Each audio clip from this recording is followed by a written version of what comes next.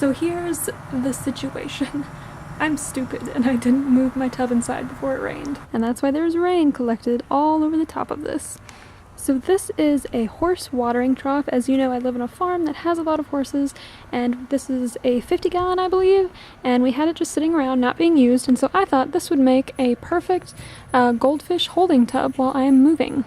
As I said in an earlier video, I need something for my goldfish to live in while I move my 20-gallon tank up to where I'm going to be living. This 50-gallon kind of pond environment is probably going to be way better for them than my actual aquarium, but I do not have space for it in the apartment I'm moving into. But as soon as I finish school, I do plan to put them permanently in a pond like this.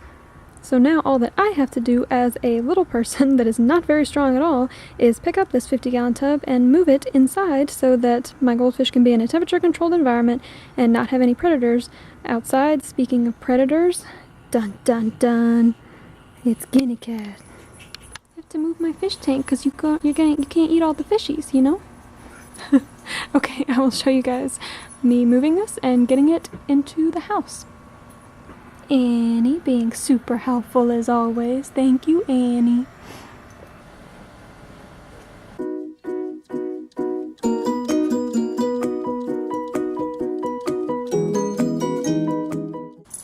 Excuse you, you're not helping. Neither are you. Okay, so basically I'm just going to leave the tub sitting here face up because I had it face down in the rain, so I'm going to leave it face up so that all the water that collected on the bottom when I had it upside down when it rained can drain off and dry so that I don't make the floor in the house wet. So I'm going to give that a few hours and then I'm going to move it inside, so then I'm going to fill it up so that I can start getting my good bacteria growing in my filter media so that it can be ready and cycled when I decide I need to move my goldfish in there. I can talk more about the bacteria and the nitrogen cycle in maybe this video or a later video, or I know there's a lot of good videos out there on YouTube and you can definitely check those out as well. Cycling a tank is very important if you want your fish to be healthy. So yeah, I'm going to give it a little time and I'll see you guys in a bit. Okay, so this is where I've chosen to put my tub for now. It is kind of under a window, but the window has blinds, so hopefully the sunlight is not going to be too intense or really change the temperature or cause an algae bloom or anything like that. I was not planning to have to use this tub for another few weeks, but my move-in date got moved up, so I need to get this done right now. My plan is to fill up the tank and then seed it with the good bacteria that is currently in my 20-gallon. I'm going to be using this Python water change hose. I have it in my tub and running all the way back here to this little bathroom sink, and yeah, let's just get to filling it up.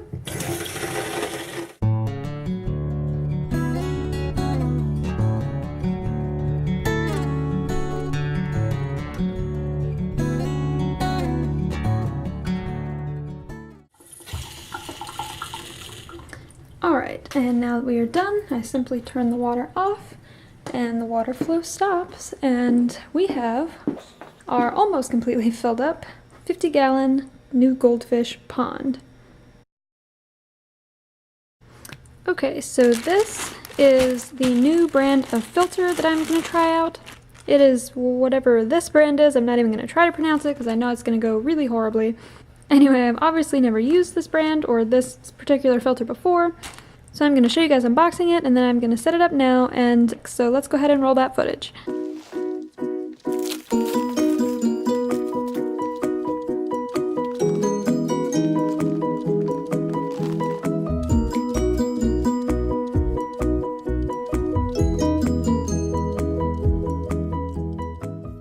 Okay, so it looks like this is your standard air pump driven sponge filter. Probably should have kept the box. I'm guessing one end attaches to the filter and then one end goes to the pump, and then I may have to cut the line to put this little check valve in the middle. Okay, so I grabbed a quick pair of scissors, and this is my length of Airline tubing. I'm going to roughly find the middle of it here, and then I'm basically just going to snip this in half. Now this is to prevent backflow of water coming up my Airline tubing, if I'm not mistaken. So there's an outside, so there's an outside, I don't know if you guys can see that, it says out on it, and I'm just going to make sure that that side is facing my actual sponge filter, because that's the out direction, that's the way that the air is going to be pumping.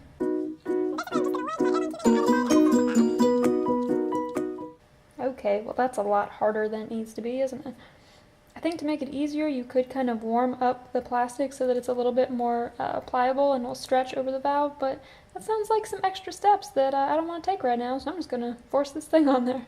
Okay, well that was way harder than it needed to be, but I did eventually kind of get this tubing on the very end of the top of this sponge filter, and I got the other end easily fitting into the air pump, was the only one that easily fit.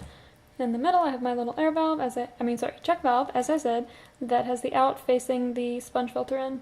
Anyway, so I'm going to go ahead and put this in my tank and plug in my air pump to my outlet in the wall over there. I'm going to make sure that my cords are actually hanging up. Let me show you.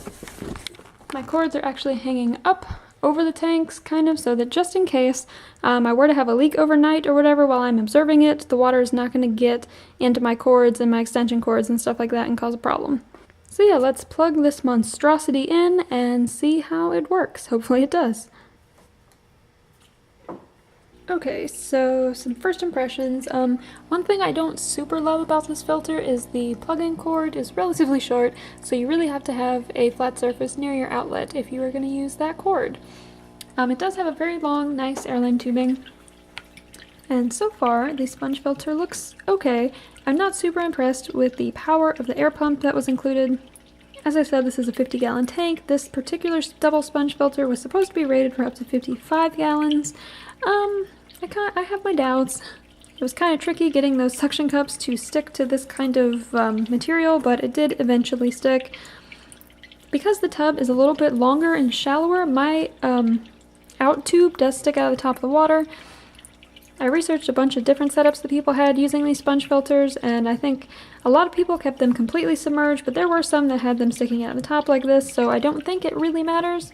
If it does and I really messed up, then, you know, please comment, let me know. This is, after all, my first time using a double sponge filter, and yeah, so far, I guess I'm happy. Really? You're just gonna disrespect me like that. Okay, so I guess I'm gonna have to find some way to really weight this down in the tank, and then I'm gonna take some of my cycled filter media from my 20-gallon that has my goldfish in it now. I'm gonna put it on or near the sponge filter so that hopefully it will kind of seed in there and jumpstart that good bacteria growth. This is kind of the situation that I have with keeping the sponge filter under the water. I ended up basically just using a bag of rocks to set on top of it, and that other white bag is my cycled filter media. But if we take a closer look at the side view of this output, we can kind of see just how weak and wimpy this air pump is.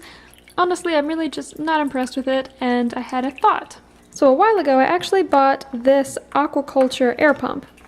If I'm not mistaken, the wattage on this is slightly higher than this one that came with my sponge filter. Now, I never used this one because it was a double output, and I just didn't have a need for that because in my other tank I only have one air stone. But I'm thinking now that I'm going to use this double output air pump and hook one of them up to the sponge filter, and the other, I happen to have some extra airline tubing and an extra air stone. I will put this in there as well, so that one of them is an air stone and one of them is the filter. That way I can get a little bit more movement and a little bit more surface aeration, and hopefully this pump will be a little bit stronger than the one that came with my sponge filter. We will see. Let's try. Okay, much better. That is what I'm talking about. Yes, if I had to give a recommendation, I would say this Aqua Culture air pump did a much better job than whatever brand this is that I bought online. This one has a much longer power cord that allows me to kind of set it wherever I need it, and then the double output is letting me put that air stone over there and look by comparison at the output of the sponge filter now. Much stronger, and I am really happy with that, so that is what we're going to go with. As I said, the white bag down there is my cycled filter media. When I actually remove my goldfish from their 20-gallon, I will put the other cycled filter media in here as well. But for now, I'm just going to kind of put some plants and some decorations so that it is all but ready to go for when I move them.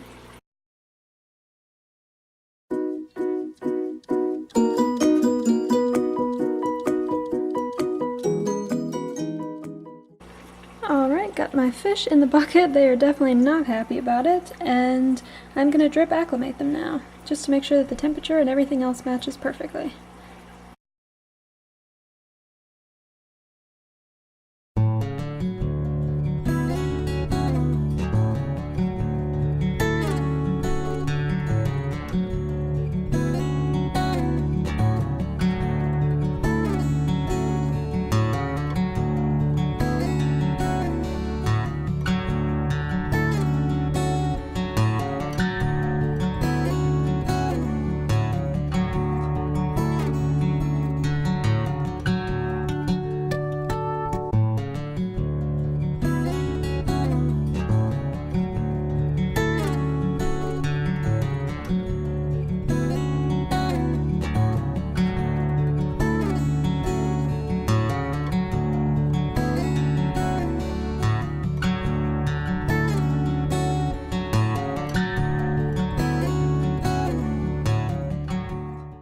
there you have it, guys. That is my goldfish in my new temporary goldfish holding tub.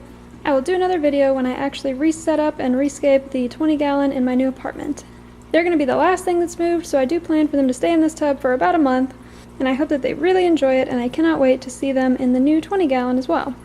Thank you so much for watching. Please remember to like and comment and subscribe and hit the bell and all that good stuff.